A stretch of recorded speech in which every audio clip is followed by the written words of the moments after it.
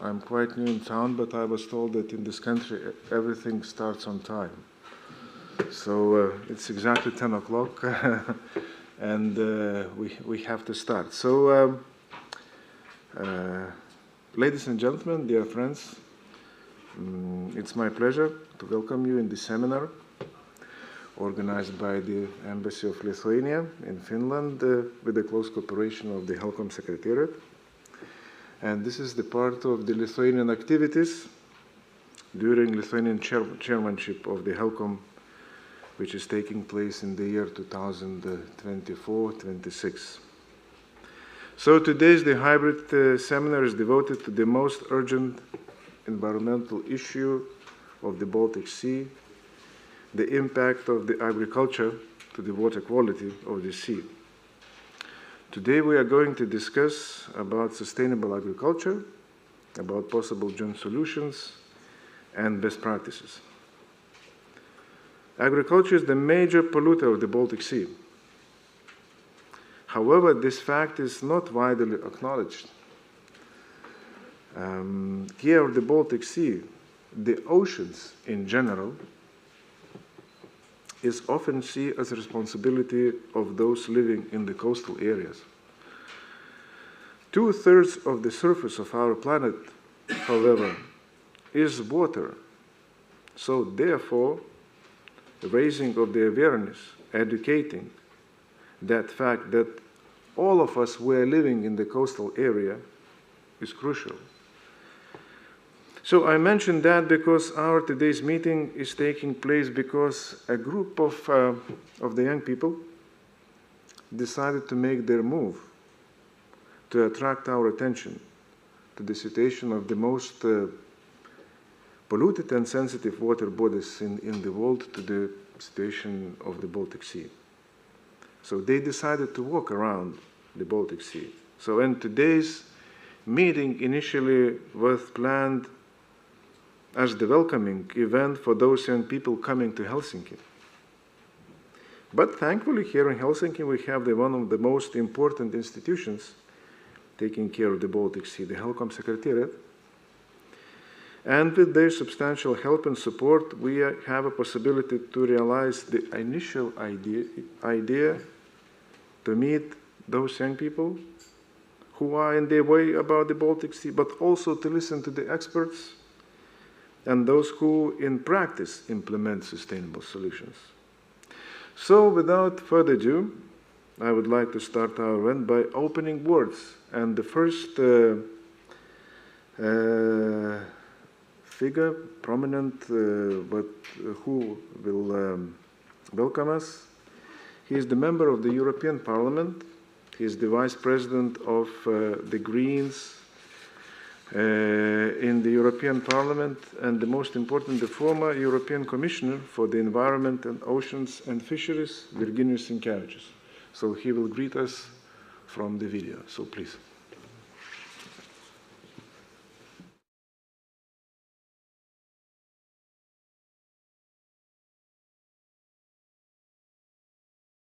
Dear friends, I share your concerns about the future of the Baltic Sea. I worry whether my children and their children will be able to enjoy its beauty and create their own cherished memories along its shores, just as we have. The Baltic Sea is facing numerous interconnected challenges. It has become one of the most polluted seas in the world, with eutrophication being one of the most critical issues. Excessive nutrients, primarily from agriculture runoff and wastewater, fill harmful algae blooms that deplete oxygen levels and create vast dead zones where most marine life cannot survive. But the issue goes beyond nutrient pollution. Contaminants from shipping and industrial activities continue to strain our already fragile ecosystems, and climate change only worsens these problems, making recovery even more challenging. Another urgent concern is the presence of over 300,000 tons of unexploded munitions on the seafloor, relics from World Wars I and II. These munitions, along with the toxic substances they release, pose a significant threat to marine life and human safety, while also disrupting economic activities like fishing and tourism.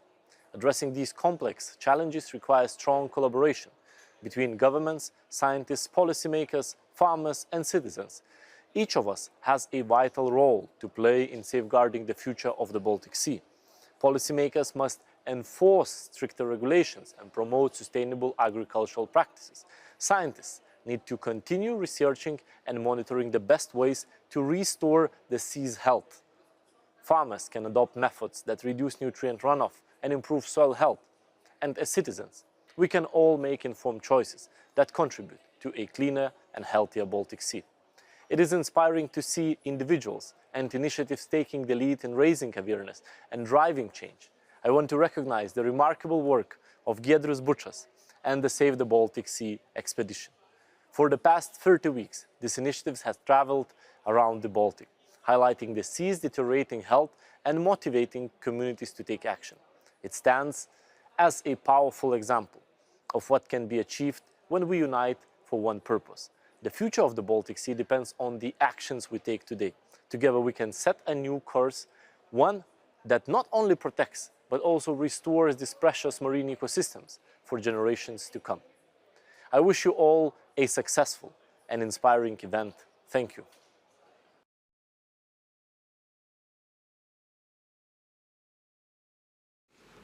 And now I'm giving the floor to the senior ministerial advisor from the Ministry of Environment of Finland, Antton Keto. So, please.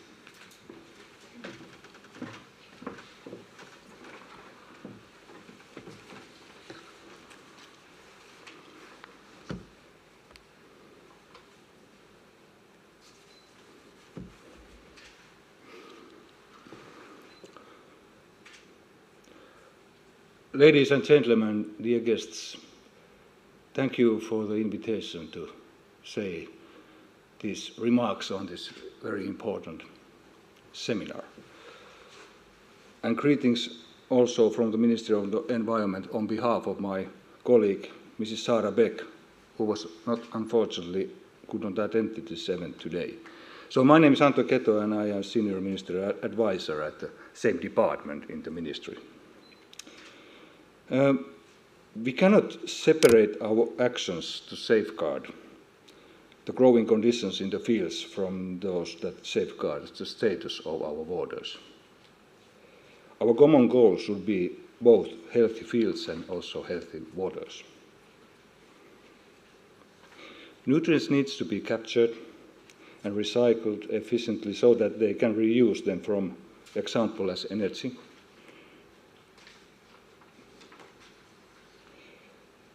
rather than releasing them where they are not needed, such as in the water bodies. The Baltic Sea will greatly benefit if we can promote and adopt and also implement this change of mindset. We know that this journey has already started.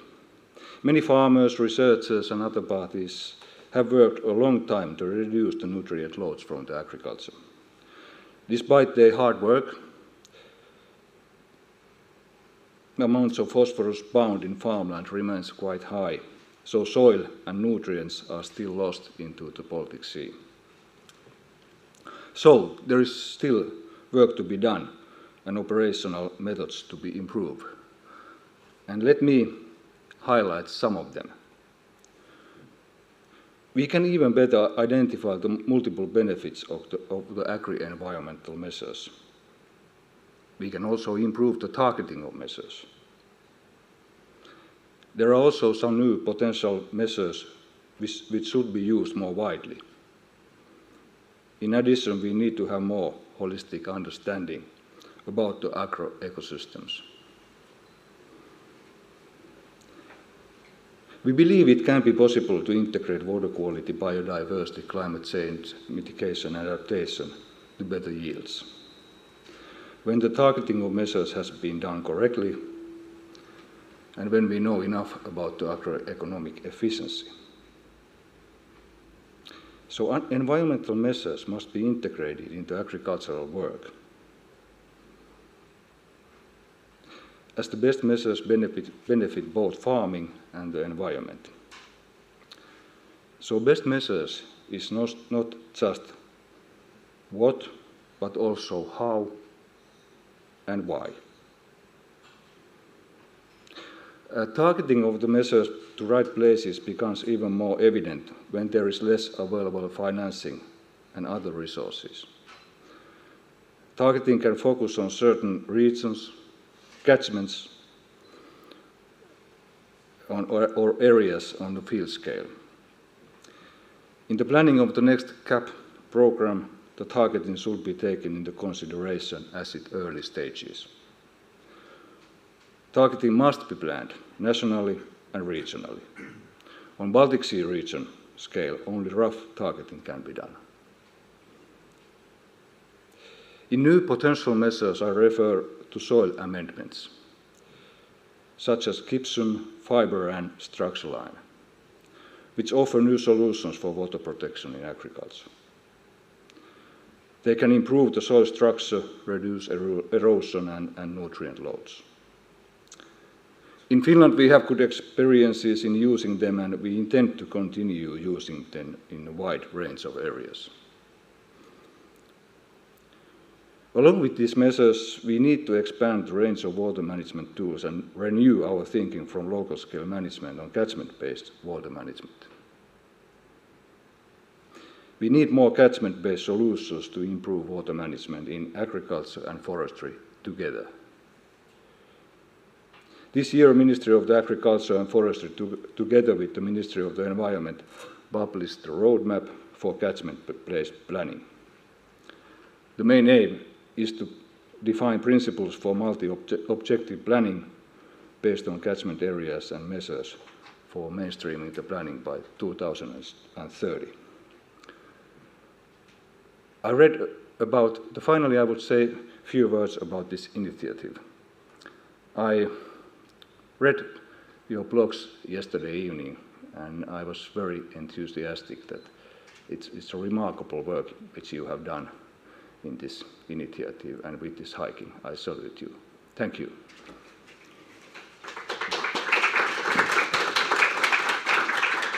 Thank you. So now I invite Rüdiger Strempel, Executive Secretary of the HELCOM. So I'm heard, okay? Yeah, so I will repeat that for those who are, I repeat that for those who are online because we have a hybrid meeting. So now I invite the Rüdiger Strempel, the Executive Secretary of the HELCOM, to greet the event, please.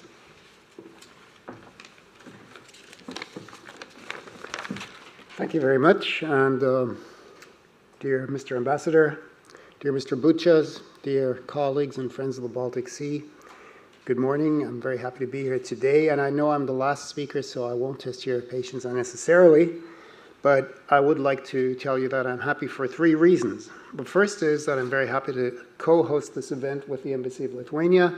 Lithuania has just recently assumed the chairmanship of HELCOM, and I think our cooperation has already gotten off to a good start, and I look forward to more successful events in the course of this chairmanship, which will continue for almost 2 years still. Secondly, I'm also happy that this event marks the arrival of the Save the Baltic Sea campaign in Helsinki, because this campaign is a campaign for which we are proud and happy to be one of the official partners. And we've been following this long hike around our region with great interest since it started in March of this year. One of the key aims of this expedition is to call public attention to the current state of our sea, and the campaign aims are also aligned with many of the goals of our 2021 Baltic Sea Action Plan, which I'll come back to in a minute. And of course, as we all know, the state of our Baltic Sea, and it's been mentioned already this morning, and can't be mentioned often enough, the state of our Baltic Sea is not good. Thirdly, and that's connected to what I just said, I'm happy that we've dedicated this event to sustainable agriculture. Why is that? Well, because if you're anything like me, you like to eat. And to eat, we need agriculture, ideally from locally sourced products. But unfortunately, and this has already been mentioned this morning already as well, agriculture contributes substantially to the eutrophication of the Baltic Sea. And eutrophication, which is caused by excessive inputs of nutrients, nitrogen and phosphorus, remains one of the main threats to the marine environment of the Baltic Sea. And this was proven once again recently by our most recent holistic assessment of the Baltic Sea published last year. It's not the only threat. We know that hazardous substances and many other pressures are bearing down on the Baltic Sea, but agriculture remains, eutrophication remains one of the main threats.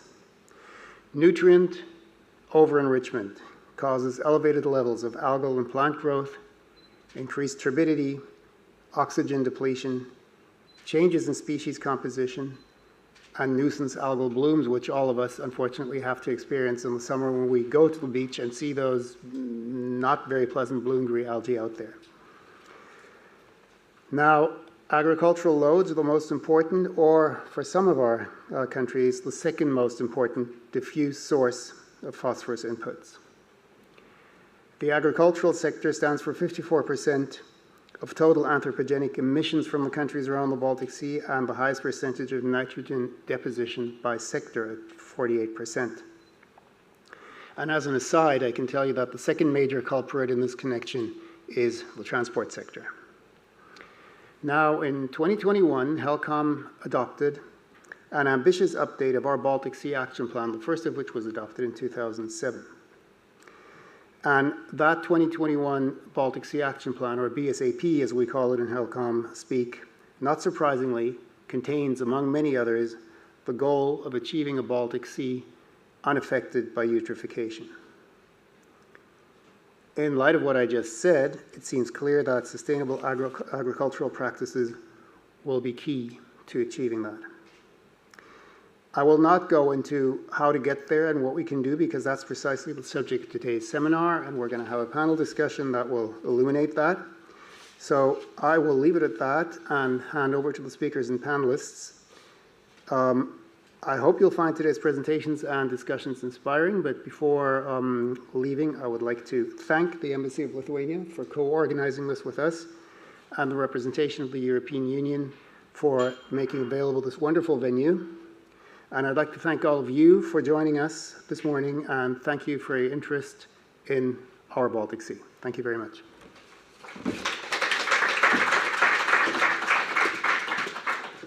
So thank you, and now we are going to start our discussion and presentation. I'm very happy to ask to join me on stage those who are, the main reason of our today's meeting. So I ask Giedrius Bučas, Dovilė Jadenkutė, and Ieva Gumuliauskaitė to join me on stage, as well as Sari Luotarinen from the Natural Resources Institute of Finland, the principal specialist. So please join. And this part is going to be devoted to present your trip around the Baltic Sea. What happened? What is your aim? About your experiences. Giedrius Bučas, he is the owner of this idea to organize this long walk around the Baltic Sea. He is a very known figure among the environmentalists in Lithuania. He is the laureate of the award by the former president Valdas Adamkus of Lithuania, the very famous also environmentalist in Lithuania, also in the United States. So I would like to start our presentation by asking you, Giedrius, let's say, could you present us a little bit about, how this idea evolved? What was, your main goals, and how are you doing right now? Thank you. I finished it. Wait, we need to put the microphone on. Yeah, thank you.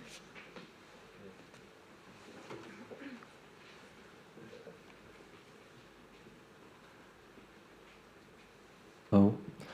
I think I finished our presentation, started Ieva and Dovilė, okay?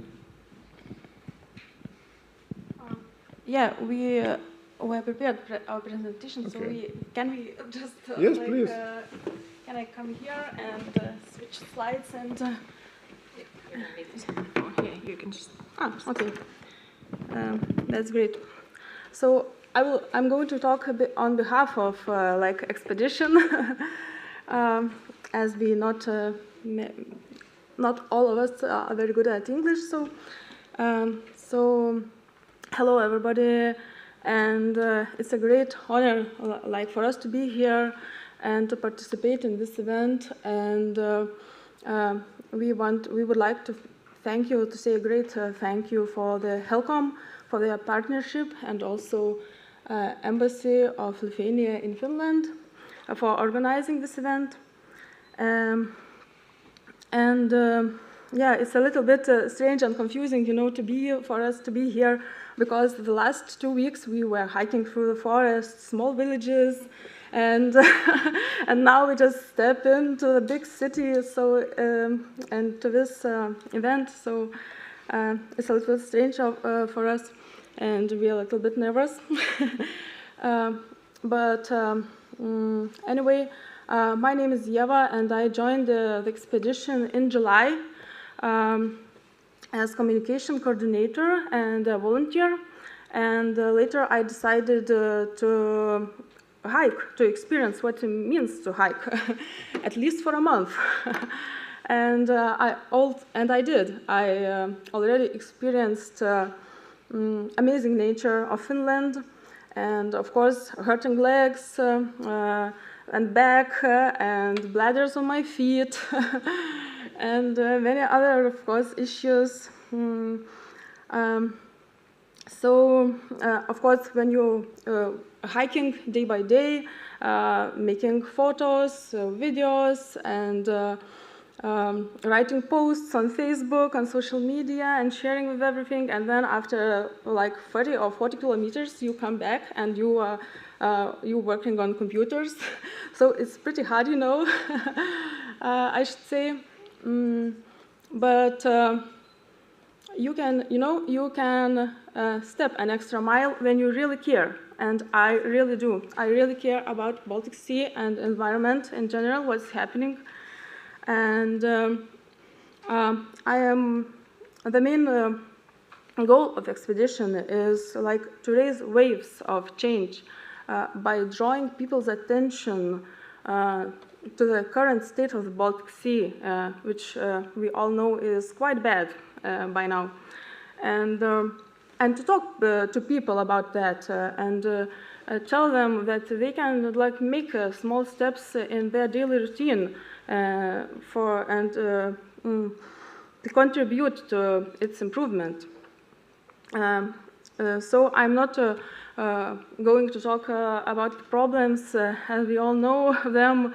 Of course, we carry this message and to tell people about eutrophication, hazardous substances, and microplastic issues that are really the consequences of our human beings' activities and the overconsumption of the Baltic Sea. I'm sorry. But I believe that if you really want to draw people's attention at something, you should act a little bit extreme.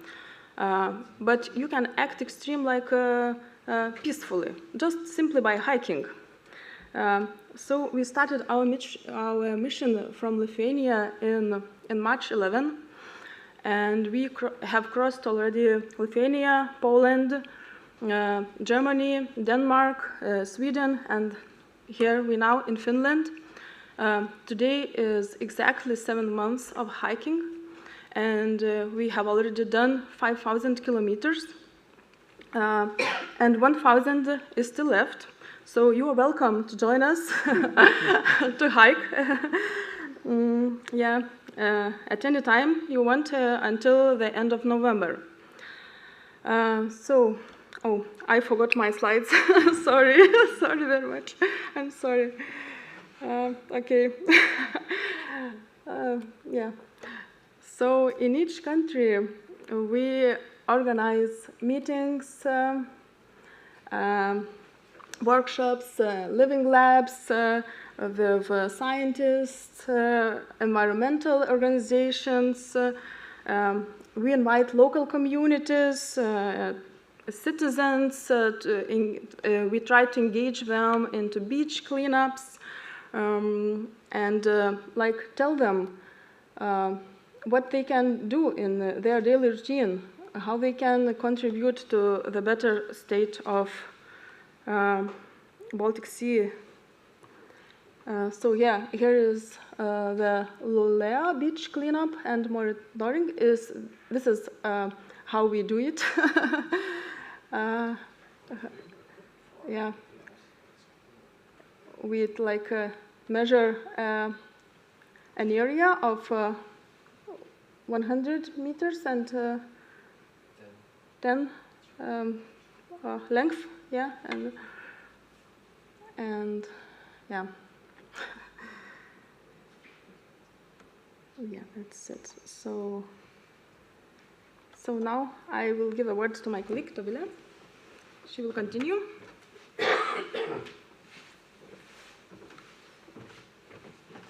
Hello, my name is Dovilė. I have joined the expedition in mid-July after the sudden change of the team, and I'm really happy to be here and hike those kilometers. So I would like to add to what Ieva had said, that we not only invite people to join us at our events we organize, but we also get invited ourselves to give interviews on local radio stations or in newspapers, and we are really excited that local communities find our message of the expedition worth to be spread. And as for our route, we typically cover an average of 30 kilometers a day. Our route does not go directly by the seaside, as it's rather impossible, but we try to keep it as close as we can. And our current hiking team consists of 4 hikers, but we are really grateful to the people who, with their voluntary work, help the expedition to go on. We have people who help with our website, with educational articles, and with organizing events. And regarding our accommodation, so our accommodation range from apartments and hostels to camping sites, shelters, and the beaches of the Baltic Sea. However, it's been about a month since we last set up our tents, so I think this photo is probably from the summer. It was a really nice evening, and well, we already long for those times when we could sleep in the tents. However, the most exciting places where we have stayed were those which were offered by local people we met along the way.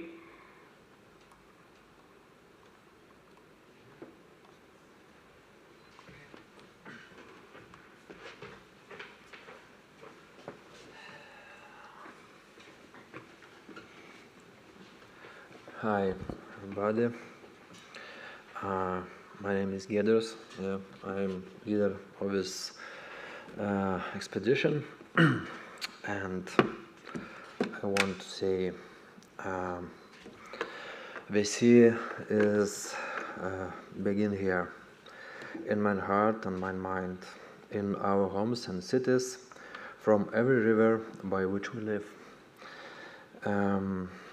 Indeed, it is a mission of fellowship and change, A year ago, at our Baltic conference in Palanga, I invited HELCOM to become our partners.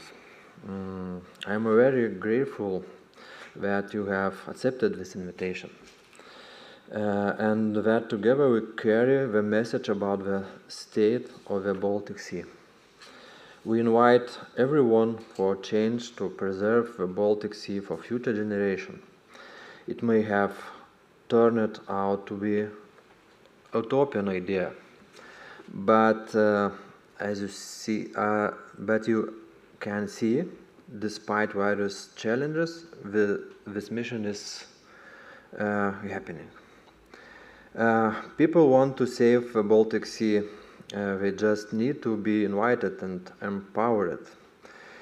Changes do not happen overnight, but we have planted a seed, the seed that will sprout an even greater love for the sea and example for future generations. The expedition will end in 2 months, but we will continue our mission in Save the Sea. We have already established support and charity foundation, Save the Baltic Sea, which will begins in operation next year. It aims to finance initiative for the preservation of the Baltic Sea. All of you who work for the sake of the sea, who have came here, who are watching the conference from a distance, you are the Baltic Sea heroes. Thank you. The sea is connection between generations, connection of the people of the Baltic shores. Rescue it with purpose. Thank you. Thank you. So thank you for your presentation, and now I would be more than happy to ask you a couple of questions. And so the first of all, what was the biggest challenge, except of the hurting knees and maybe having suddenly very small shoes, even though you have walked with the right ones, in the very beginning, and also how you see connection with local communities, with the media. Let's say, have you somehow monitored the impact of your journey in the media, in the social media? So please. So about working. It's working. Okay. So about the challenges, so I think my personal biggest challenge was when I found out.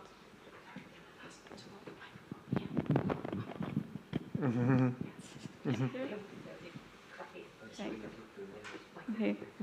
So my personal biggest challenge, I think, was when I found out that my favorite hiking shoes, my only hiking shoes, has a hole on the feet. So that was definitely a biggest challenge. Yeah, I don't know, maybe I can say that, like talking about whole expedition, the biggest challenges for Giedrius was like changes in the team, yeah, of course, and too hard to find people who will join after these changes. Of course, financial issues, and yeah, and apie ką nors apie žmonės, kurie kaip įsitraukia bendruomenės ir panašiai.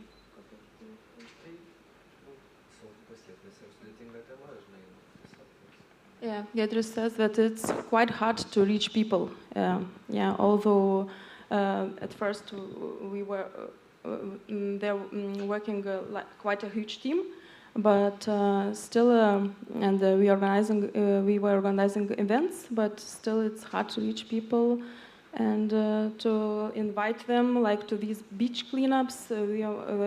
We were doing like many of them, quite many, but people like haven't come to them. So yeah, but still sometimes we succeeded, and we met organizations even when I joined for 2 weeks, and then in connection with these organizations, some journalists find us and asking for interview, so like local newspapers. So you know, it's changes don't come in a day. So yeah, we are hiking, we are spreading our message as far as we can, and we will see what will happen in the future. I think. Well, we also had challenges with some accommodation, because well, some locations were really rural and it's really difficult to find something in small villages, because well, they probably don't post anything online, so we just have to come to people and to talk to them and ask them, and then is when the fellowship happens, when you connect with people directly in real life. So we are really thankful for all those communities, all those wonderful communities we met along the way. Okay, and what your experience with the social media? Let's say you have your own channels of the communication, and let's say how the people react to your journey in the social media.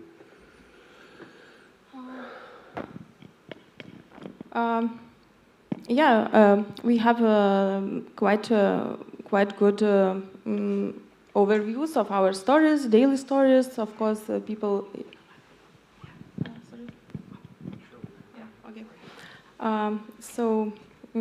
Quite many people watch our daily stories. They like to see our daily routine, how we are doing. Also, we have website and Instagram and Facebook accounts. So not as many as we would like to see, of course, but quite a lot, yeah. And sometimes people just wrote us wrote like yesterday.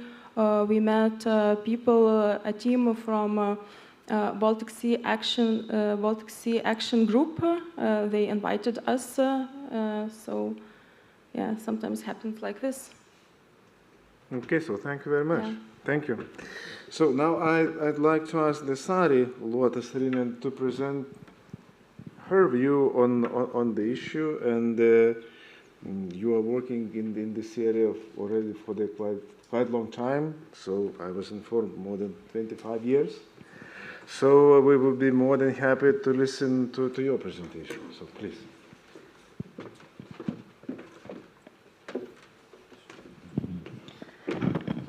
So I'm a researcher, so you will get a different point of view. I sit behind my laptop and not hike around the area, which would be a really nice way to change the scenery for once. So I hope I would have known about you, and maybe could have joined you for a short while. Let's see, let's get our presentation started.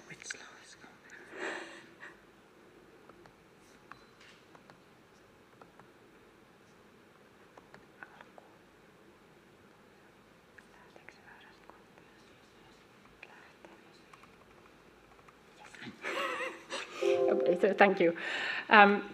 Thank you for the invitation to speak to you a little bit of the basic things behind how agriculture affects the Baltic Sea and what we can do about it. It's obviously a really, really huge issue, and I can only touch upon it here. But let's get to it. So, as we have heard already today, the Baltic Sea is heavily burdened by eutrophication, and it's driven both from the land-based sources, so what we do in our human activities, but also from the internal loading of the nutrients that have already deposited in the sea. So we have done a lot of measures to reduce nutrient loading already, and the input from the land-based sources have reduced in the last 20 years, for instance, by 12% for nitrogen and 28% for phosphorus, but we are still not in a good state of the Baltic Sea, so we need to increase the measures still. Agriculture is one of the major pressures causing eutrophication of the sea, and for nitrogen, agriculture contributes to the eutrophication in different ways. It's the diffuse riverine runoff coming from the rivers to the sea, but it's also atmospheric, so that nitrogen evaporating into the atmosphere is partly deposited to the sea also, and that is much to do with manure management and also nitrogen fertilizers. For phosphorus, the share of diffuse inputs is even higher, and the riverine runoff is the main cause for that.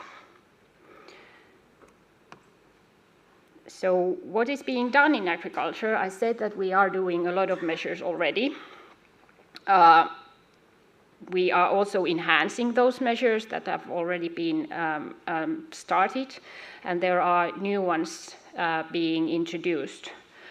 And it's important to notice that without the existing measures, the situation would be far worse. So it is important what has already been done and what is being done at the moment. It is also important to notice that not all agricultural input can be deleted. So there will always be losses of nutrients into the sea, but the amount of them needs to be reduced.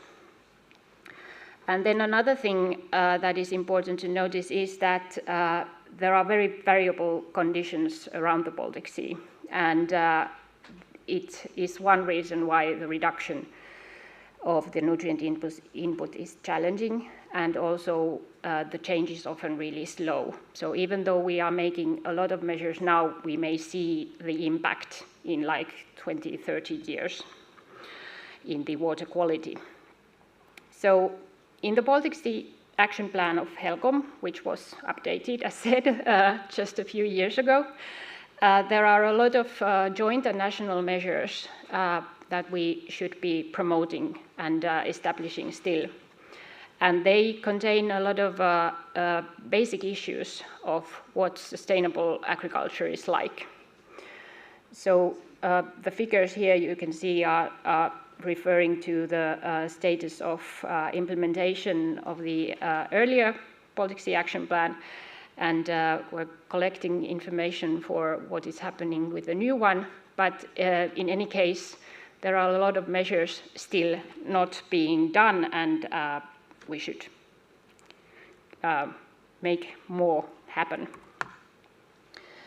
So if we go into some examples of what kind of agricultural actions there are in the Baltic Sea Action Plan, there's 36 actions on eutrophication, and that is quite a big share of all the actions in the Baltic Sea Action Plan.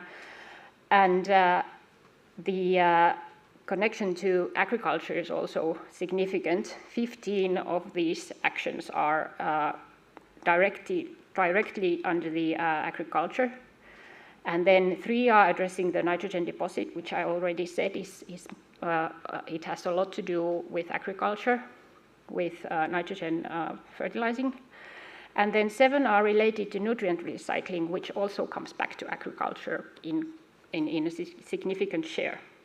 So the main aim is to make nutrient use more precise, and then reduce the nutrient loading into the sea. And there are many of these actions, but I will address a few of them. So E5 is a national action that is sort of setting the basis for all the actions, because it's the implementation and enforcing of the Annex 3 of the HELCOM Convention prevention of pollution from agriculture. So there are all the basic rules, what should be done. Then there are some examples of joint actions. There is drafting going on about the best agricultural practices and best available technologies in animal farming and manure management, as the livestock production and manure management has a significant impact on the nutrient use and on the nutrient input risk from agriculture. And then the recommendation 24/3 on reduction of emissions and discharges from agriculture. This is basically a lot to do with ammonia emissions, which again are mostly from manure management, and that has already been done. And the implementation is now really important, that each contracting party will take care of the implementation. And then there's the new regional nutrient recycling strategy, which is one of the sort of the newer measures to be done. And a little bit more on that. Nutrient recycling means that we try to take the already circulating nutrients in the human use and deliver them back into agriculture or other nutrient uses, so that we are not always taking up more from minerals or from the atmosphere. And that is why the HELCOM also gave this strategy and has several actions on it. So the status of the nutrient recycling in the Baltic Sea countries is very different at the moment. So also the actions to really implement regional nutrient recycling starts from very different starting points. But there are things that help out in addressing it and promoting it. So first you need to sort of know how much potential you have for the nutrient recycling. Then you need to identify potential measures, give some support and monitor the progress. And in the strategy there are sort of examples on what kind of things could be done. And there is also an Interreg project going on, a synergy project that is in support of this strategy and the actions on nutrient recycling also in the Baltic Sea action plan.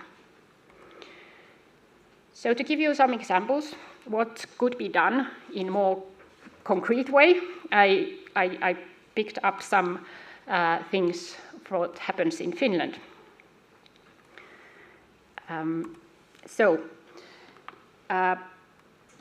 In previous years, there was a really high phosphorus fertilization in Finland.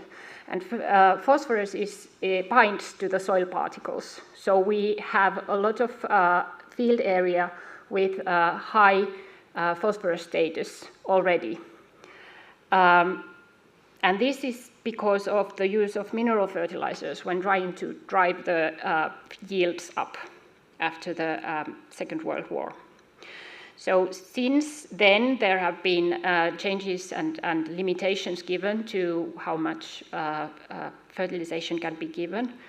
And you can see from the right-hand side that the high phosphorus status in the red brownish color, they are going down.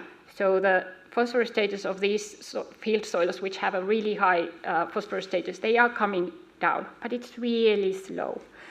So how to accelerate that and then help also with the nutrient input? We have a new decree on phosphorus fertilization since 2023, and while earlier phosphorus fertilization was limited with voluntary agri-environmental scheme, now we have this legislation that applies to all farms. And the phosphorus fertilization limits the dose that can be given to the crops, and the dose depends on the crop, the soil pH status, and the yield level targeted, for instance. And this will hopefully accelerate the reduction of the high phosphorus status in the fields.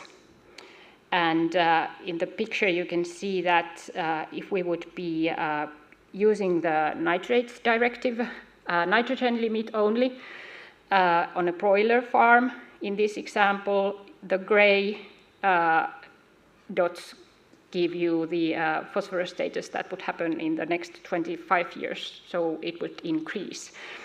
But if we have the, this decree, then the phosphorus status goes down, and that will help in reducing the phosphorus input into the sea.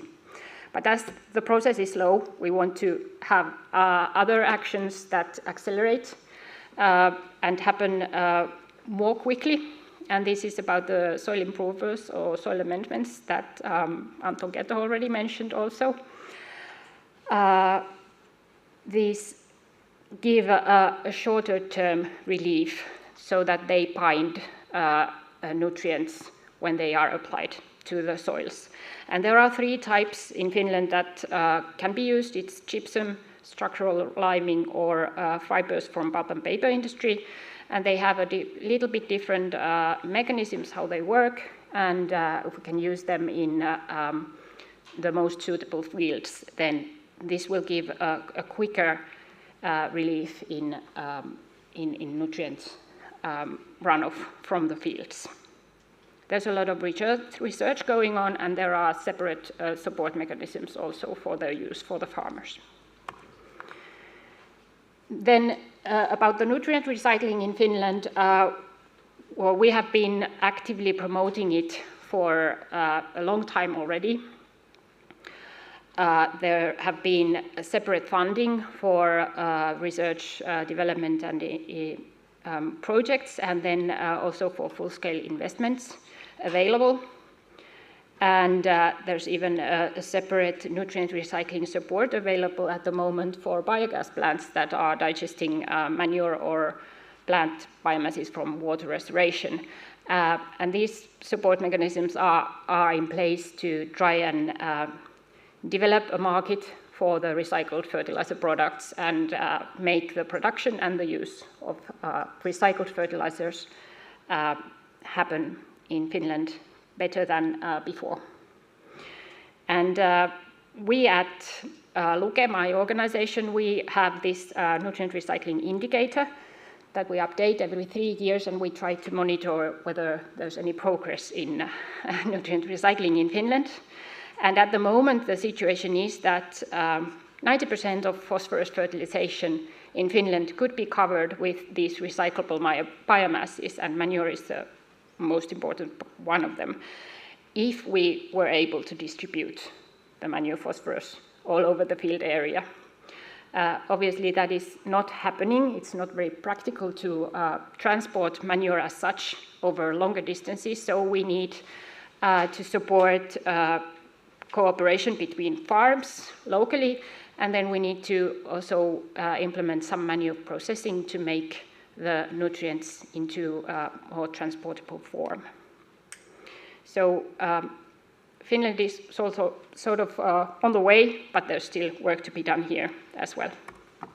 So in conclusion for me, there's a lot of regional commitments and regulation coming from both the EU and also part of the HELCOM Convention that is already in place. And we have a lot of different national regulation strategies and so on aimed at enhancing nutrient use and reducing the nutrient input into the sea. But the utmost importance to make an actual change is to implement all the measures and the actions and in real life, in practice. And in that way we can reduce the impact of agriculture on the sea. Thank you very much.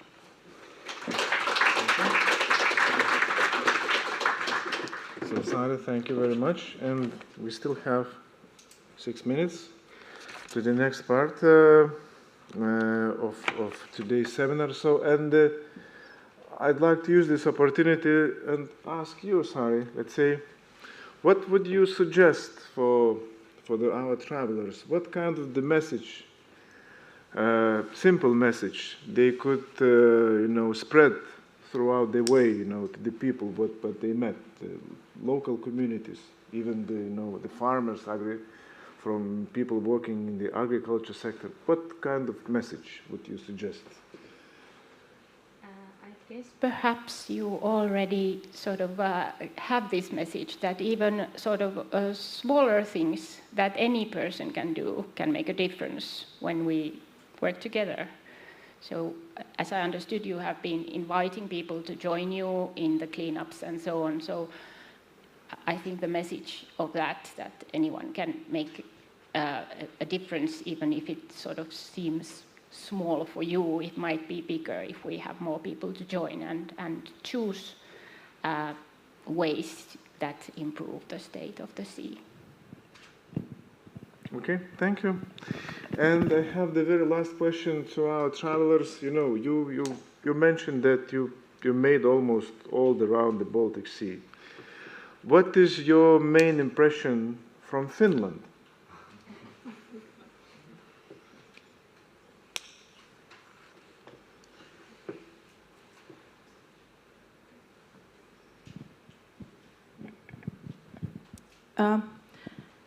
My impression is amazing nature, forests, and of course people, like not people but warm people, who invite us and offers us free accommodation, for example. It's really nice, and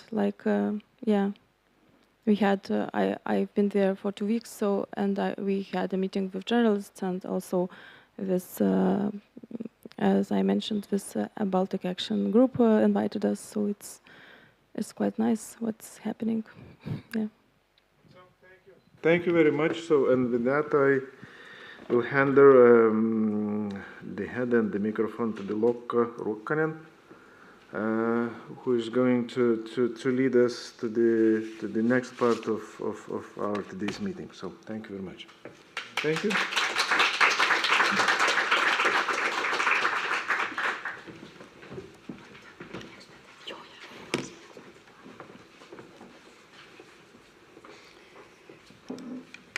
So thank you very much, Mr. Edvilas Raudonikis, and dear friends of the Baltic Sea.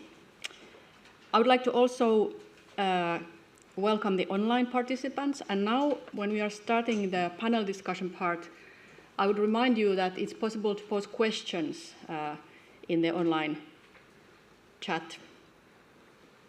And after Sari's overview of the situation with nutrients and agriculture, we will have several different stakeholders represented in the panel to come. So from the civil society or consumer side, that's representatives from NGO Observer Organization of HELCOM, Coalition Clean Baltic. And then from the food producers side, Farmers Circle is represented, and policy making is represented by the Ministry of Environment in Finland. And also Sari will take part in the panel discussion. And first, we will have short reactions from the other speakers or panelists to Sari's overview, and then we will have the actual discussion. And first, comments are from Coalition Clean Baltic representative Maria Staniszewska, who is a long-term coordinator of projects related to sustainable agriculture in Poland and the Baltic Sea Basin. She is leading a campaign that is promoting sustainable agriculture in Poland by organizing fairs, conferences, farmers' trainings, preparations, and printing education materials. And also she is a CCB, Coalition Clean Baltic expert in eutrophication. Maria's comments will be showed in a pre-recorded video, and later in the panel from CCB, there will be also Michael Durkin, who is present here, but we will have Maria online later on. So let's watch Maria's video.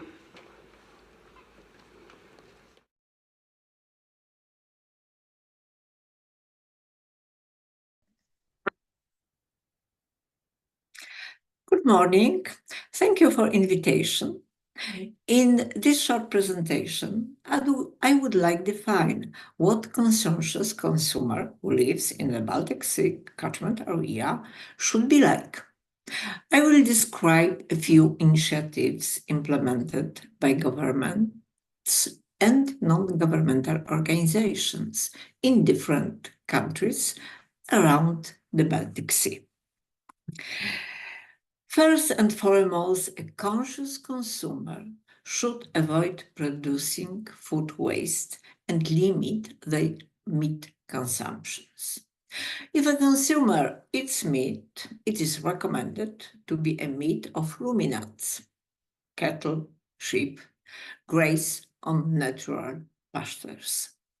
A result of this reduction is an increased consumption of plant-based products, whole grains, fruits, vegetables.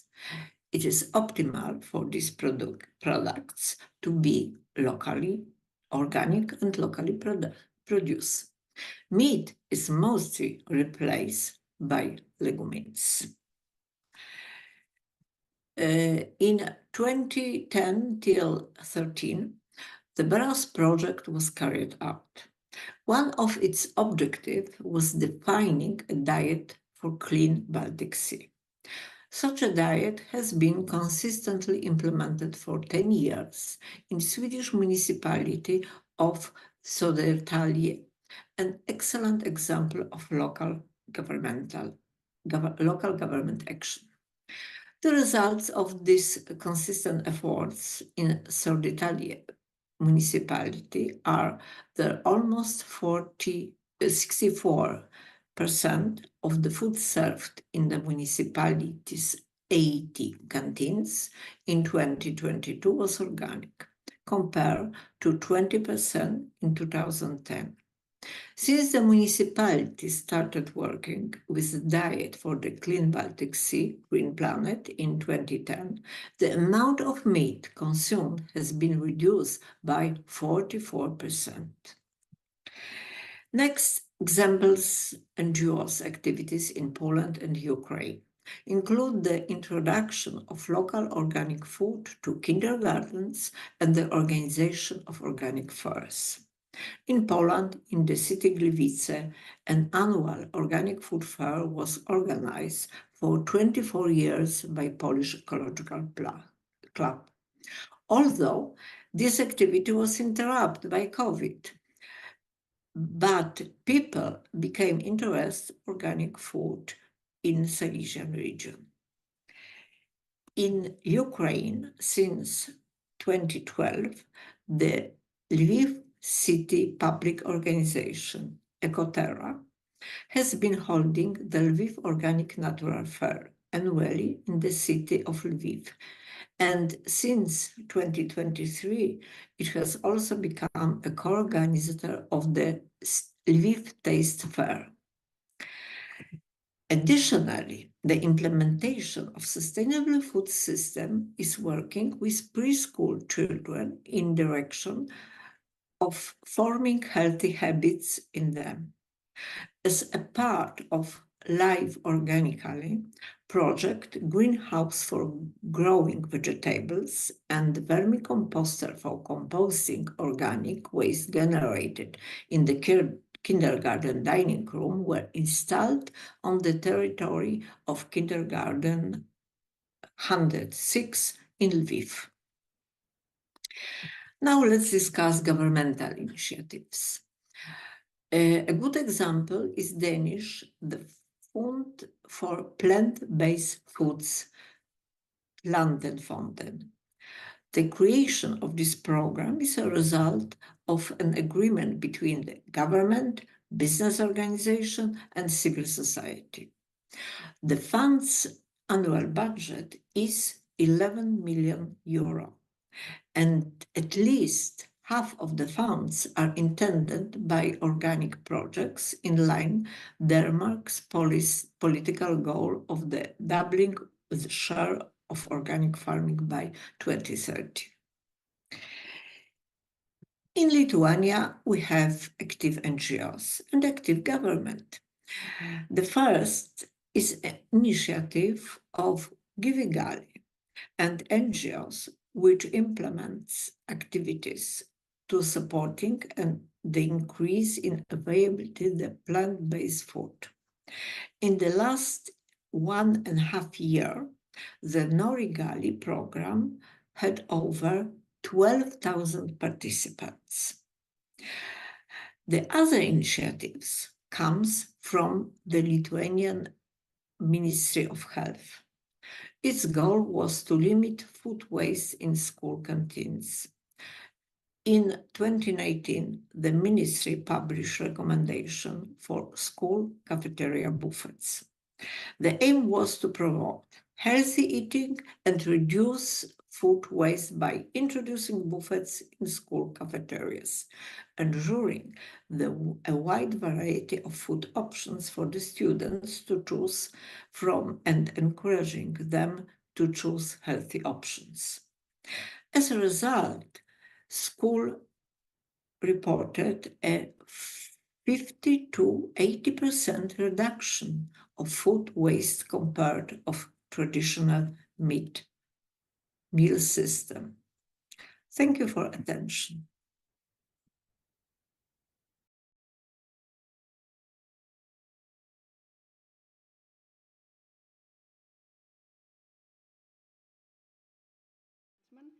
Niels is a Danish entrepreneur and a founder of Organic Farm Farmers Circle and Sustainable Hospitality Hub Senatorium Pasasas in Vilnius.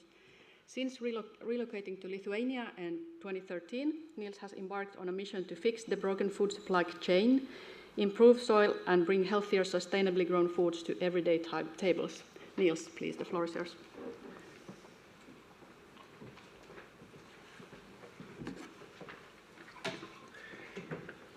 Yeah, the introduction was almost so precise I don't have to say anything. I'm a sort of example of the 80-20 rule, which I believe a lot in. 20% of my life I've been living in Lithuania, and hopefully I'll reach 50% of my life before it's too late. So at least I become half Lithuanian. But I'm very happy to be invited here today to talk a little bit about what I would rather understand as a broken food chain, a broken ecosystem chain. I think a broken health chain on top of it. Somebody said from the start that we have to have a much more holistic view on our food system. And that's something I believe a lot in, because I don't think we can fix the bits and pieces randomly. Let's take a few facts. 40% of all foods in Europe are wasted, which means that we have to produce 40% food more than we actually need, which again means that we have to use loads of artificial fertilizers and chemicals. Back in 58, the year I was born, we had the first, it was not EU at that time, I think it was the Rome Treaty, the first initiative to produce enough food. Let's remember, enough food for Europe. And that's not the case any longer. In fact, we are exporting 22% more food than we import. So again, we are feeding the world, not Europe. And again, what does that mean? We are putting a lot of pressure on our soil. In fact, we are raping our soil. And I think we have to look much more holistic into those things to solve it. There's a plan that 25% of the agricultural land in EU should be organic in 2030. We are at 8% now. There's no hope we will reach it. It's just an illusion. If we don't change something very dramatically. Again, it's maybe connected to how much we pay for our food. The average in the EU is 13% now. If we go to Asia, China, it's more at the level of 20%. If you go to US, it's half. It's around 6-7%. Maybe there's a connection between overweight. Looking a bit to the US, it looks like the problem is biggest in US, where they spend less money on food, which means they eat crappy food. Looks like if you go to more the east side, they eat more healthy food and pay a bit more for it. And again, I think consumers have to be ready to pay for quality, but probably there's not really any motivation for it because people don't really know what they are eating. And it's the same about farmers. I think we are trying to, it's not really, maybe I'm not a typical farmer because we are trying to create a food system. We are more or less in all the steps in food production. I try to define it like we have growers, fishermen, those who actually either catch or produce the components. Then we have producers. It can be factories, it can be restaurants who actually make food. Then we have the distribution system. It's the retail system, it's a transport system, and then we have the consumers. But I don't see any motivation that goes across those four groups of influencer in the food industry. There's no motivation across. I know farmers by heart are good people, and they are in fact very interested in nature. But to be honest, being a part of this food chain, trying to repair those steps we can repair, I don't see the motivation for it. Honestly, there's no motivation. And that's why we are still at 8% organic farmers. Motivation can be many different things. It can be whip, it can be carrot. I think both are needed. At least in Denmark, I saw the first steps now. You start to put CO2 taxes on conventional farmers. The case is conventional farmers, they don't pay the bill for what they are doing, and by that there's a sort of unfair competition in the market. They produce too cheap, which means food become artificial cheap. And it's a fact, if we want to grow organic food, we can't do it for the same price. Probably we don't need to do it for the same price. Probably we don't need to produce all the food we do.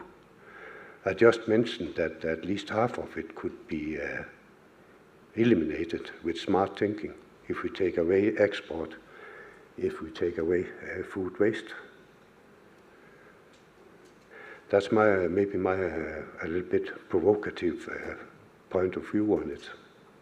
But I don't see much hope if politicians don't start to do their job, motivate farmers, motivate consumers. And it's not because I don't want to see hope, because I dedicated somehow the last part of my life to try to do something about it. But when I'm very realistic, it's really hard to see a solution before the politicians wake up. They are the main problem. They still live in this world. We have to feed the world.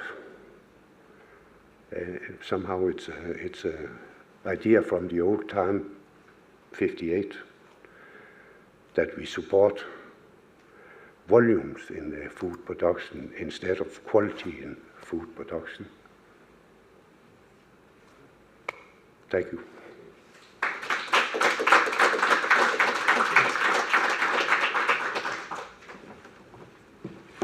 Thank you very much, Niels Peter. We will come to the discussion of your opinions later on. The third comment is coming from Eija Hagelberg. Eija works as a senior expert at the Ministry of Environment, Finland, and she works holistically with agricultural policy, sustainable soil management, biodiversity, climate change mitigation and adaptation, and water protection issues within agriculture. And before coming to the ministry in May this year, Eija worked for 15 years as a project director to agricultural projects at Baltic Sea Action Group, that was mentioned already earlier today. And that is a non-profit foundation based in Finland to save the Baltic Sea. And Eija has worked her whole working career within the agri-environmental sector. She's especially interested in the interactions between agro-ecosystems and the environment. Eija, please.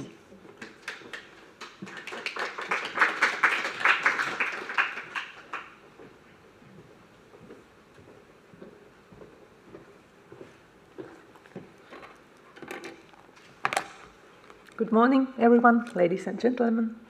I'm very happy to be here. Happy to talk about my favorite topics. Yes, so I'm really new at the Ministry of the Environment, only a couple of months, but still I'm using the title I was given, what can policymakers do? Because I think I probably can answer a little bit that anyway. Yes, in this picture here, you can see the application of gypsum on the fields in somewhere in the coastal areas of Finland, and this is one of our solutions. What policymakers can do is arrange these kind of things possible. I will go a little bit deeper to that later. But I want to start with my super favorite topic, and I'm not talking about it because I just like it, but because I think this is really the key, and I'm talking about sustainable soil management. Even though I'm here presenting the policymakers, I want to go a little bit deeper to soils. I was happy to notice that Niels also mentioned soil in his speech. So I think that a big solution for saving our Baltic Sea and other waters is really to focus on soils, more on the agricultural soils, and use the methods of sustainable soil management, or we can go even beyond, talk about regenerative soil management and really have the idea of enhancing the soils continuously forever from now on. There is no limit, I think. So what we need is healthy soils which consist of good status and balance of biology, physics and chemistry all together, all put together. In this picture here you can see a very good structure, healthy soil somewhere in the archipelago sea catchment area field. This is a field of very heavy clay soils, and this field has been managed sustainably for a couple of years, and you can see this plant here, how long and thick a root it has. It's also fixing nitrogen. You see those little white or pink spots there, which means that it's fixing nitrogen from the atmosphere. And as you can see, the roots go deep straight down. There is some kind of little curve in the other one. But when our soils look like this, and the clay soils especially, it means that the soil can keep the nutrients and release them to plants when needed. But that's not all.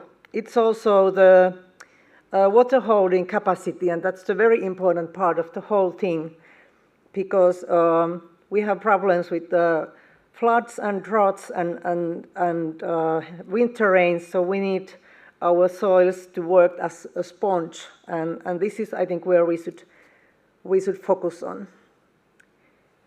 Yes, I mentioned some problems to tackle, like growing amount of rental fields, lack of knowledge, which still remains, and lack of financing, which is very often the main problem. But then, to the question, what can policymakers do? So I picked this soil management because it's very familiar to me, and I'm happy to mention that in our ministry has noticed the soil management and the meaning of it in the program. In this new government program since 2023, In the Ministry of Environment, we have a program called AHTI. It's a Water and Marine Protection Program. And it continues work of 3 previous Finnish programs for water protection. For the program for effectivizing water protection, nutrient recycling program, and the Archipelago Sea program. So you see, it started from year 2012 when these programs have been run on the governmental level. And the work of this AHTI program, where also I am participating a little bit, there are 4 focus areas: reducing nutrient loading, efficient management and use of resources, which is about nutrient recycling very much, improving soil structure and overall condition, and the 4th one is managing hazardous substances. And what I talked in the previous slide was this soil structure, and here you can see it's one of the main topics of AHTI program. And this AHTI program, it's in the line with the Prime Minister Orber's government's program, which is the ongoing program. And like in the first slide, I showed this application of gypsum, and this is what has been done in a very big area, like nearly 70,000 hectares in the coastal areas of Finland by the financing of the Ministry of the Environment. And we have calculated that we have we have been able to catch as much as 77,000 kilos or 77 tons of phosphorus by the gypsum during the last years. And that's a big amount, and that's something that the policymakers can do. Find these kind of things where to do and help with the financing. At the same time, in this same topic, we are also having projects for, it was mentioned in Sari's presentation also, how to work with structure lime and fiber sludge, if they can work as soil amendments as well. So we are working with them at the moment. Yes, so if we find a problem, we have to find a solution, and then that's, I think, what is our task to do, find the solutions, and the solutions so that all the stakeholders in the field can act for that. Thank you.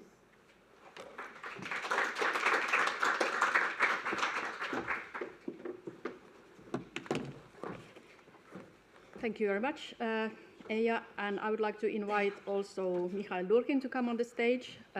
He's representing here in person the CCB and works as Executive Secretary of Coalition Clean Baltic, and that is a network of 26 environmental NGOs from 11 Baltic Sea countries, and he's responsible for coordination of the organization's activities, including advocacy at regional and EU level, campaigning, public awareness and capacity building. And before joining CCB in 2015, Michael served in HELCOM Secretariat and primarily dealing with land-based pollution sources as a professional secretary, including agriculture. So he has specific experience also on HELCOM policy in that regard. So Sari's overview included the facts on eutrophication of the Baltic Sea, that the nutrient inputs have decreased substantially, but they are still too high to reach the politically agreed maximum allowable inputs. And the biggest shares still come from agricultural loading, including part of that as atmospheric deposition. There are several measures and strategies agreed upon, political commitment to implement the Baltic Sea Action Plan and the nutrient recycling strategy. But we also heard that it's important from Maria CCB and then Niels and Eija about different points of view to the problem, so the consumers, the farmers, and the policymakers. And before going to the other parts of the discussion, I would like to ask Sari if something unexpected came up or something else that you would like to comment on the comments to your presentation. Well, maybe I could add that it was good that you were able to show what I wasn't able, that it is a huge and very complex issue that has so many things that affect the holistic picture of what agriculture is and what it should be like. And the change that we need, it's really big, and it doesn't happen if we only try to sort of nudge the small bits and pieces here and there. So we need a sort of a bigger systemic change in how agricultural products are being produced and how we as consumers want to have them, and so on. So I was very happy to hear that you were able to show the complexity of it. Thank you. We will then go to the first actual question, and that is something that we all have experienced during the last couple of years or several years, and that might be affecting the implementation of these agreed political targets and measures. And we live exceptional times that has had an effect to food production. So energy prices, inflation, and also food security considerations have been raised a lot in societies. So I have a question to you all: how and if this have affected the perspectives of kind of your stakeholders, so it will be consumers or farmers or policymakers, when considering sustainable agricultural production. And also maybe Sari's view could be from the research side then on the same topic. Maybe Michael, or if I may call you Michal, you could start. Yes, I hope it works. Yeah, now it works. First of all, many thanks for inviting us, and indeed I also wanted Maria to be with me. That is why I have my laptop with me, so hopefully we will have a hybrid in the hybrid. But I caught myself this morning actually thinking about how the pandemic and the war has affected myself, for example. I looked into my fridge and saw a zucchini that was grown just on the land plot just behind my house. I don't know whether it's aging or what, but I certainly have started growing more food and veggies myself, like tomatoes and beans and whatsoever. Unfortunately, pumpkins are not going good yet.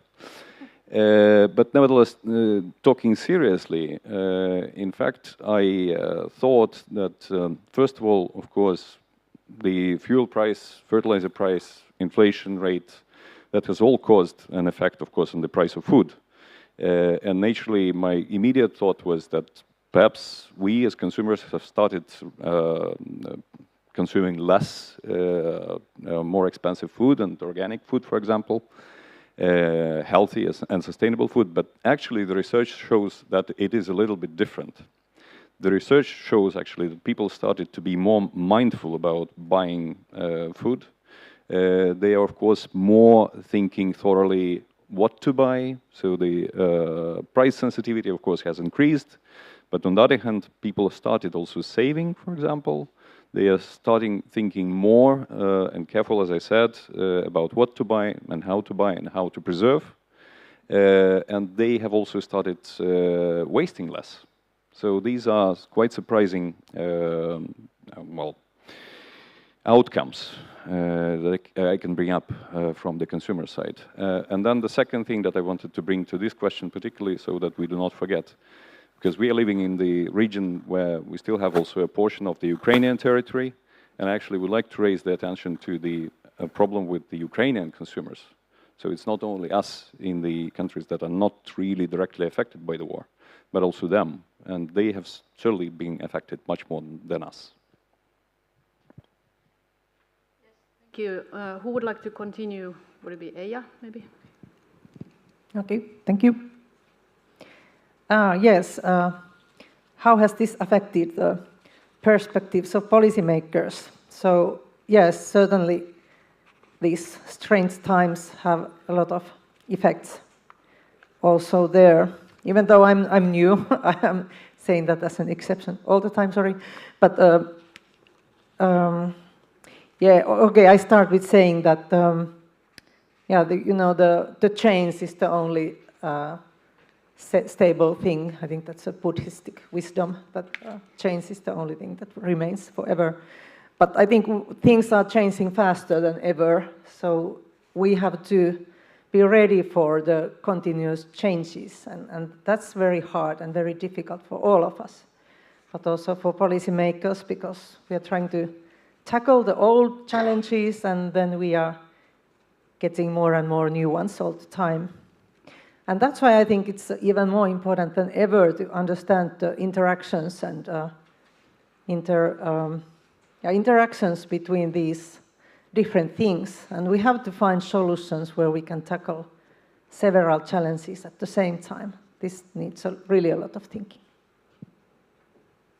Thank you. Thank you. What about Niels? Direct effects. I don't have to mess around with it. My belief is that many of those things we think about, like big dramatic events in the world, like pandemic, like inflation, it's very, very temporary. It don't do a lot of changes in the long run. When it comes to organic consumption, it's also very different across Europe. My birth country, Denmark, is around 13% of all food, the total amount of food consumed. If we go to Estonia, I think it's 0.8, and then we can go to Lithuania. Hold your seat, it's around 0.3. So, you know, there's a huge difference from country to country. And I forgot when I made my introduction that, because I think that's more important than inflation and so on, we have this plan about reaching 25% organic land in 2030. It's very interesting that 3 countries inside EU don't even have made a plan for it, a strategy for it. And now I can look at the ambassador from Lithuania and ask maybe you could bring a message back to the government. It's time. There's only a few years left. I think that's much more important than those temporary fluctuations. We need to think long term, not let us get carried away with COVID and that kind of stuff. Thank you. And then Sari. From the research point of view, I think maybe this, sorry, now it's on, I think. Yes, now it's on. I think there's a delay when it starts, yeah. Yeah, from the research point of view, I think the pandemic and the political escalations and the war and all of this have sort of brought to life and highlighted the need to think about also self-sufficiency and security of supply in the global market, regarding also food products, that the issue of energy and of fertilizers, they come to, for instance, nutrient recycling. If we are able to recycle more, we don't have to rely so much on mineral fertilizers, which are often coming from politically unstable regions. These kind of issues have become more sort of highlighted in the research within agriculture, and with regard also to the environmental issues of agriculture, and so that we are not only trying to reduce emissions, but we are at the same time also trying to increase self-sufficiency and making the cycles that our nature has in a genius way created before us, that we try to bring them back to what us as humans are doing. And from a personal point of view, I think moderation would be a great thing to bring back. We don't need everything so much, and we could do with less, and I think that would be also a way to tackle these problems of producing too cheap and not so high quality food with a lot of problems for the environment. Thank you. Good points from different perspectives. So we are having these challenges and changes in the society and in the ways of different sectors work because of these exceptional times. But next I would ask that despite the situation, do you see in general that implementation of the agreed measures and policies is achievable? So for example, we heard that in the Baltic Sea Action Plan, revised action plan, there are 15 agriculture-related measures and 7 related to nutrient recycling by 2030. Well, many of them have even earlier target years. But do you see it's still possible to achieve the already agreed political and technical targets that we have?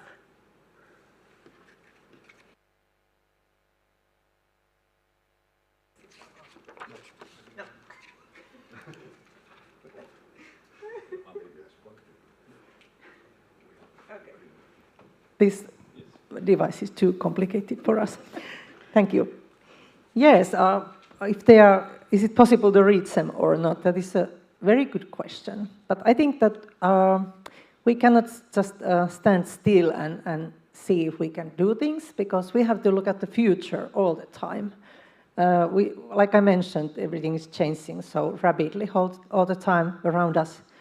And one of these challenges is that I think this is at least in Finland, but obviously in many other countries as well, that people are moving from countryside to the towns, and suddenly soon maybe there are no other people than farmers living in the countryside, and the farm size is getting bigger.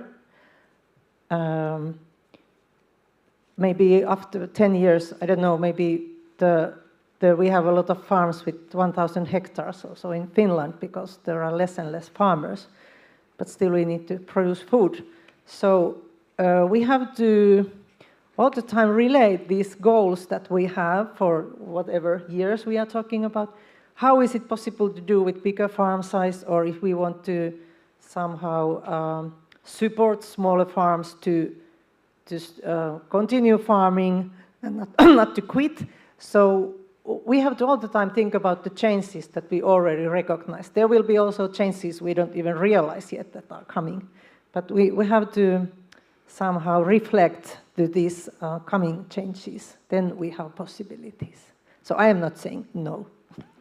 So there needs to be maybe flexibility in how to implement or kind of finding the practical solutions. Yeah. Yes. Okay, Niels. It's in fact only people who have a plan who knows they are late. So I think the good news is we have a plan, then we also know that we will be late. Because I definitely don't think we will reach those targets. I don't see how it can happen. There's a plan of reducing food waste to the half also, 2030. How realistic is this when we are doing nothing? 25% organic farmland when we are doing nothing. There's no way it can happen. But let's not lose all our optimism because of that, because that just means we have to do more. And I think a lot of the solutions, as it said from this side, is simply in the soil. The soil can, in fact, solve a lot of issues. We don't need chemicals, we don't need fertilizers. It's proven we can grow without. Beautiful examples just around my own farm. Farmers who's been doing it for 10 years, you know. It's amazing results. It's proven. It's not a theory. It's proven. It can be done. The bad news is it normally takes around 8 years to change from conventional farming to no-till farming, organic farming, because there's a huge clean-up period before actually the soil starts work again. The microlife start to work. It's not 2 years. This I know myself because we've been working with it for 5 years now, and we only see the results start to kick in. So it's a long process, and it's a very expensive process. Who is going to pay it? It looks like those we talk about, like conventional farmers, they are not going to pay it. So it means those who want to do the improvements, they have to pay this bill, because there's a huge loss in productivity in that period. And I think that's the major problem in it, and that's also well known and well proven. You didn't even mention that the soil can change, solve the climate problem. If we didn't plow our land worldwide, it's also more or less proven that in 10, 13 years, we could pull all the carbon back into the soil. So it's a Switzer knife. And not to talk about if we don't put chemicals in the soil, we would also have healthy food. And we would have much less ill people, people with cancers, people in hospitals. So the soil is a Switzer knife, and that's the fact. But nobody takes it serious somehow, politically. Actually, there is also a Baltic Sea Action Plan measure and that's a national one on increasing the share of organic production. But I'm expecting CCB to comment on that nothing is done on food waste, because we heard of examples on some national experiences. But I would like to mention that what was told, that actually it highlights that the local public procurement is in kind of a key role, because quite a lot of these produced food, or also from the industries, go to these local systems, local municipal systems. So that's one part of the solution, is to have these public procurement rules, for example, done in a way that they would support less hazardous substances use, more organic production, and so on. But is Maria or Misha, do you have a comment? Well, Maria is here as well, so that demonstrates that we are a network, of course. So we have also a connection to Poland now. But basically, I wanted also to comment what Niels has just said about the need for pushing towards the organic farming and support towards organic farming, and actually reaching the target of 25%. And when I heard that, well, some countries are not even having a national program for that, with the deadline coming in 2030. So what do we think, and what do we talk then about the implementation of the Green Deal versus common agricultural policy that basically pushes for supporting big farms only? And on one hand, I do understand, and in post-pandemic situation also, that the governments and the authorities are really supporting the increased production and increased efficiency, and this can be reached, of course, with the mass production only. But on the other hand, if we think about healthy food supply, and if we think, and we would like to utilize also the demand that is coming now from the society, from the consumers who, well, are getting more aware, who are getting more educated, and who are also thinking that they can contribute by buying less, buying healthier food, buying organic, buying sustainable food, we should really look into that and support them as well, and provide the enough food supply of that kind. I don't know if Maria has anything, and I hope that the connection is relatively okay. Yeah, but basically that was what I wanted to say. We have two trends that are going top-down, unfortunately not really supporting the supply of healthy food, and bottom-up from the society actually demanding that there should be that food provided. So, sorry, you may have a comment on this. Hoping the microphone works again. Yeah, I think it works now, yes. Yeah, I was just going to add to that, is anything changing issue, that I think we would also, we're sort of trying to change a really big system. But anyway, there are smaller things happening bubbling under, sort of. And to give some more attention to that would maybe sort of motivate people to push further. Because as a researcher, Eija was referring to people who move from rural sites to towns and cities, and I did the vice versa. I moved to the countryside, and I'm happy to be able to follow up on my neighbor farmers now, and they probably don't want me to follow up on them, but I do. And it's been great and really motivating for my own work to see that there are conventional farmers who have been using mineral fertilizers for decades. They have been using the different chemicals, and they have not been working for their soil. And they are now starting to do something about it. They want to use organic fertilizer products, recycled fertilizer products, to bring organic matter back into the soil. They want to use different crops and plan their crop cycles in a totally different way than before. And these things also happen in the conventional side, so that it's also important not only to increase the organic farming, but also to get the good ideas that can be used in the conventional farming system applied more there.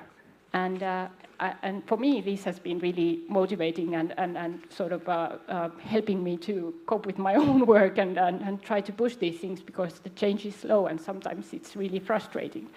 But when you see these kind of things happen, then you feel like, okay, I'm on the right track and I'm doing good things, and I can push forward. And these kind of feelings, I hope anyone would get in our work. Niels wants to add something. It's a question what conventional farming is, because I think what we call conventional farming has nothing to do with conventional farming. I'm unfortunately older than you are, so I remember a time where there was no chemicals, where there was no fertilizers, and we are only 2-3 generations back. When I was a boy, I was 5-6 years, my dad didn't use chemicals, he didn't use fertilizers. In fact, he was an organic farmer, but he didn't know it, and he never learned it, because probably he passed away before he ever understood it. But so what we call conventional farming is a relatively new phenomenon. It's 2-3 generations. Before that time, we could easily farm without fertilizers. We could easily farm without chemicals. Now I can't help provoke a little bit. Does anybody know what's the origin of chemicals in farming? Now I'm talking about fungicides and pesticides. Does anybody know that? No, but we can say thanks to a German guy called Fritz Haber. He was winning the Nobel Prize for inventing ammonia, and that was somehow the less worst thing he did. On top of that, he invented nerve gases for the First World War, which he happily introduced himself on the battlefield. But then time passed by, you know, there was no more wars. And what could the industry do with the chemicals? You know, they were scratching heads. They said, you know, there's a new policy in Europe. We need to produce more food now. The farmers, they are our new customers. So that's how chemicals came into agriculture. Imagine, things that were invented to kill people became norm in agriculture and are still until this day. And there's a straight line from those recipes that were used in that time till now. It's shocking, isn't it? And how can we have healthy soil when we are killing it every single day with chemicals? Yeah, I think it's madness, honestly. But very, very little people know about this, and if somebody would just do some effort to put some information into the market, probably it would lead to some food products would need a skull mark, not an organic mark. But at least then there would be even competition if everybody had to mark their products. with the same strict set of regulations, because that's another issue. We are killed in organic farming with bureaucracy. It's insane how much work it takes. It's insane how the costs are growing. But those conventional farmers who are not conventional farmers, they don't pay anything of that bill. The labeling of products is actually related to all these sectors discussed here. So consumers can see if there are either like organic or eco labels or some other labels. They could see what they buy, but also it could be an incentive for food producers to aim to have their products labeled with that sustainable stamp. But then it's the society and the policymakers who actually facilitate or make it happen if it's I'm just saying I would be happy if we had the same burden on our shoulder when it comes to documentation, how we produce our food. Then it's even competition. I would like to ask one more question before we ask the online participants if they have, or if there are some questions or not. But we are now talking about the Baltic Sea region and kind of the regional challenges and the regional incentives and ways of enhancing the situation and having more sustainable agriculture. But we also heard some examples, and I would like to ask if the situation is very variable within the region. We already heard that, for example, there is a very different share of organic production in different countries. But from your kind of stakeholders' point of view, from consumer side, producer side, and policymaker side, and researcher side, how variable is the situation in different countries, and how to overcome that if there are big divides? Who would like to start? Misha. Well, that's another question that I was thinking during the flight this morning, and crossing from one side of the Baltic to another side of the Baltic. I actually thought first that, yes, definitely we do have differences in different countries, including like cooking, gastronomic, whatsoever, cuisine differences, and we still know that people in the eastern side of the Baltic are more dependent on meat, for example, in their preferences. However, on the other hand, I was also thinking that we have so much of similarities in the region, and I would actually say that people around the Baltic Sea are much more connected to nature than many others, let's say, in the south of Europe. So perhaps we should explore and use and utilize this in our communication with people. And I was even thinking that, well, given that in the Baltic republics, Baltic states, Ligo is one of the holidays that are celebrated by perhaps the whole population, maybe like even organic fairs can be arranged during those events.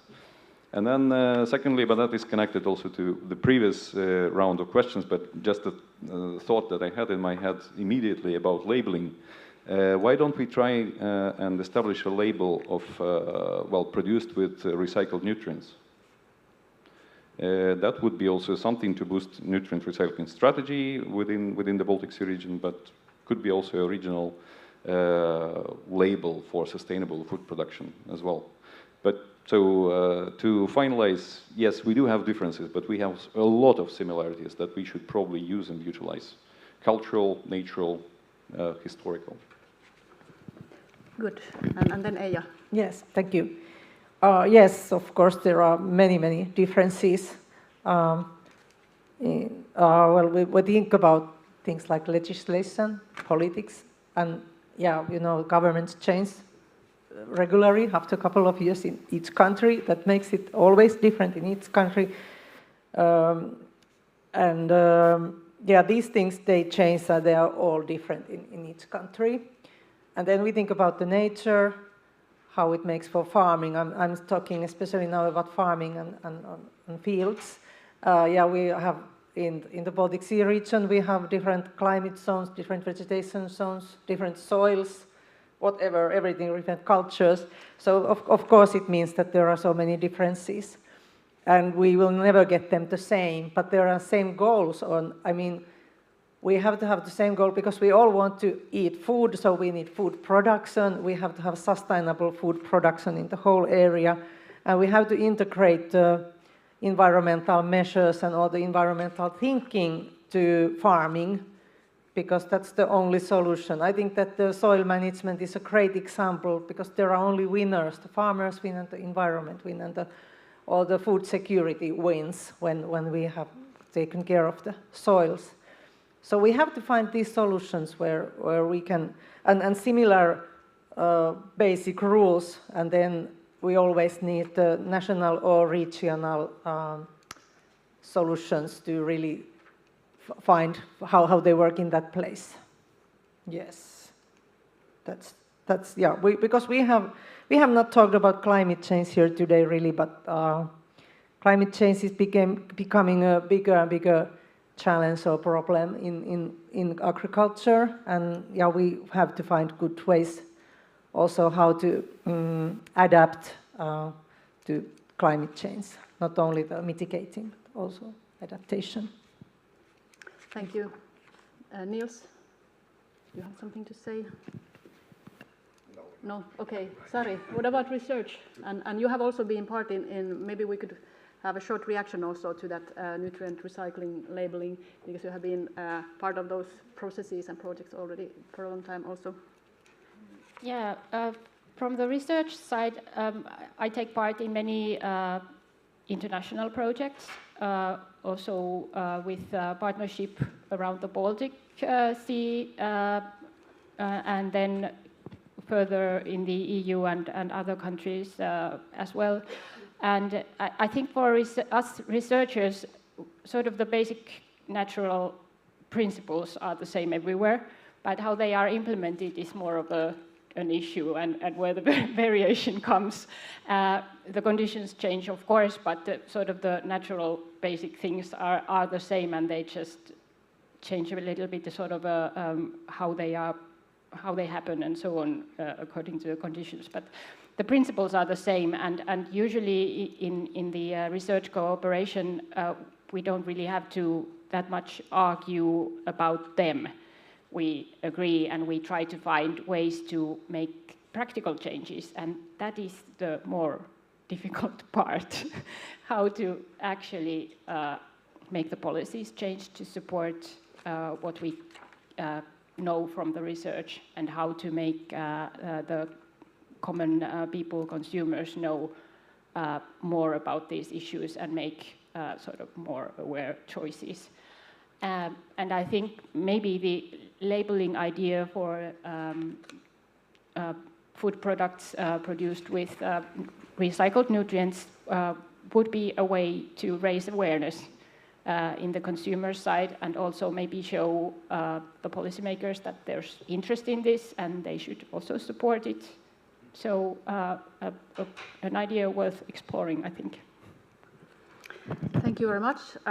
We are running out of time, but I understand there's one question from the online participants, so we can take quick reactions to that, and then we have to wrap up.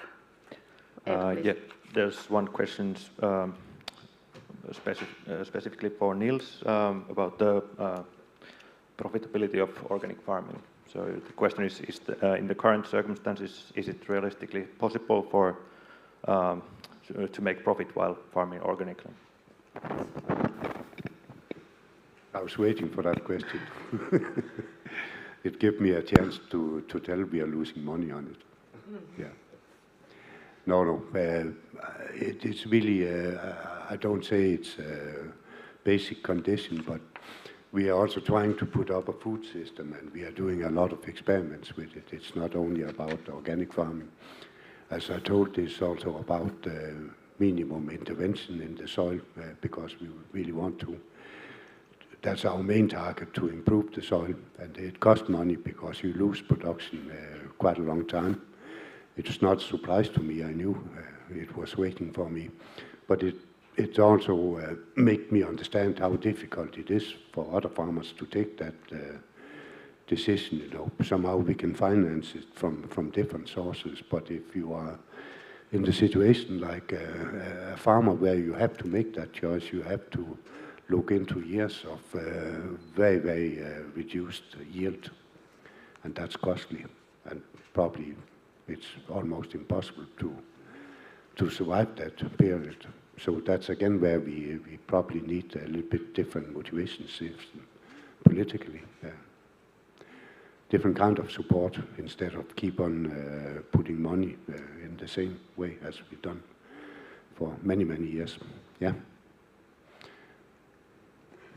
Thank you very much for the question and for the answer. Really quick, yes, okay. Just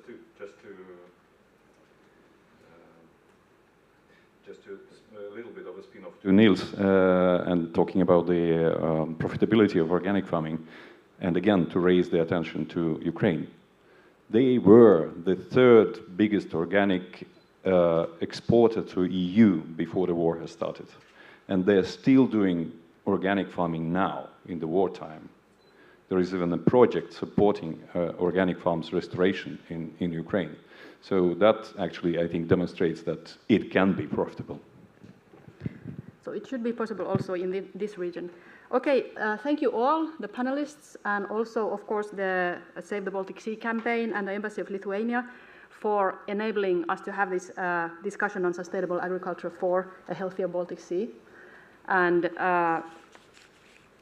I would now like to give the floor to Vitalius Auglis, Head of Pollution Prevention Policy Group, Ministry of Environment of Lithuania, and the Chair of HELCOM since July. Thank you for the panelists.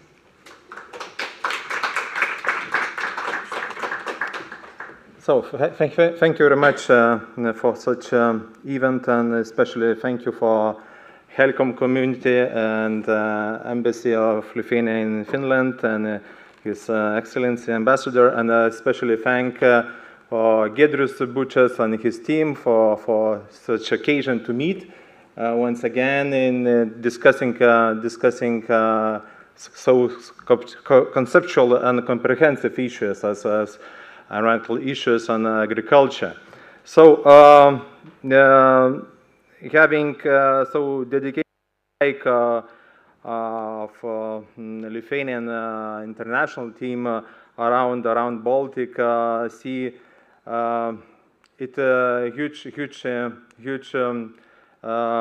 intention to raise environmental issues around Baltic Sea and spreading message about our status, Baltic status.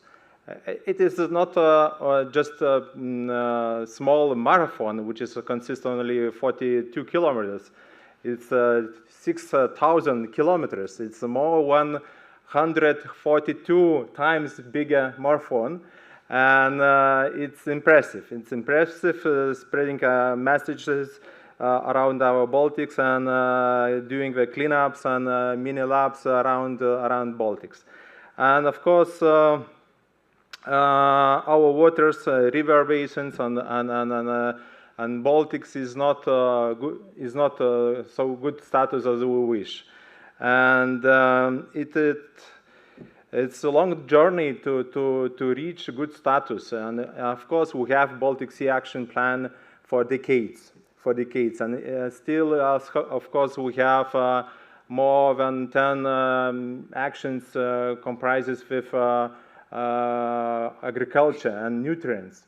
And of course, we need a lot of common efforts to reach our goal. So, as we heard today, experience from the hike, as we heard research view from Finland and input to Baltic Sea, nutrient input to Baltic Sea. Also, we heard diet changes can save a Baltic. Also, interesting thinking. Change, and everyone can change our lives, and of course, every effort counts, and everyone is important. So we heard a practical overview from Danish-Lithuanian farmer, especially on organic issues, organic farm agriculture issues, so conceptual, comprehensive thoughts. And of course, we heard overview on health soil. Soil is a primary resource which is we use, utilize in, should utilize in proper manner. So sometimes we lack initiatives, sometimes we lack knowledges, sometimes we lack incentives, and sometimes we are lacking proper implementation and enforcement. So I wish you and all of us to be patient for and wish strength for our long journey trip to Save Baltics, and wish strength and patience to reach Giedrius' team final spot in Lithuania. It takes 1,000 kilometers so far. Thank you much. Thank you. And I would like to invite lunch, networking lunch for participant which is participating here. Thank you.